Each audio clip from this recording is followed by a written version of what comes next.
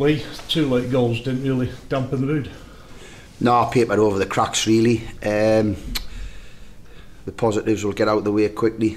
The performance of my goalkeeper, who kept the scoreline down, was our best player. And young T-Son, who was outstanding when he came on at half time, showed a bit of courage to keep getting on the ball. Didn't worry if he gave the ball away, went and got the ball again to pass it again. Real good, terrific performance from him. And my 2 strikers have got on the score sheet, so they're the positives out of the way. The rest of it, unacceptable performance-wise. Defensively all over the shop. As I said, if it wasn't for my goalkeeper, we could have been on the end of a record defeat at League One level. It was just awful from start to finish.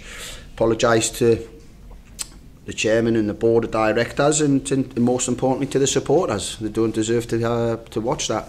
They pay good money, they work hard for that money, and the unacceptable performance.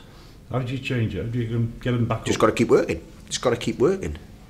You know, got to keep getting on the training pitch and go again and do the basics, and that's what's cost with the day. Basic football, you know, and we've ended up having to change formations. You just, you know, I'm not going to make excuses because it's not possible to. We had enough experience on the pitch, and the warning signs were there in the first half. The warning signs were there, and we didn't seem to heed those warnings. No Chris Maguire, he's taking it up. Tight thigh, no risk. I ain't letting Chris try and smack a ball or a set play like he takes, and he comes and he tears his thigh muscle and he's out for 5 or 6 months. I've got too many of them big players out already with knee injuries. So if I've got to miss him for 10 days to get him completely right, we know he's short in terms of fitness because he only came with 10 days left before the season started. So I can't afford. I'm down to the bare bones in terms of numbers.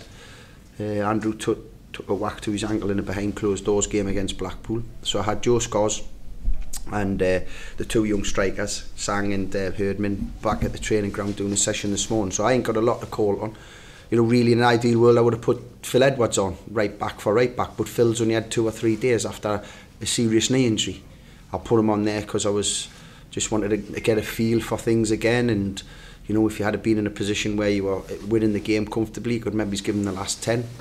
It weren't. I would have been doing the lad an injustice if I throw him on at half time. But he's certainly obviously in my thoughts for next week because Craig Jones saying he has a groin issue.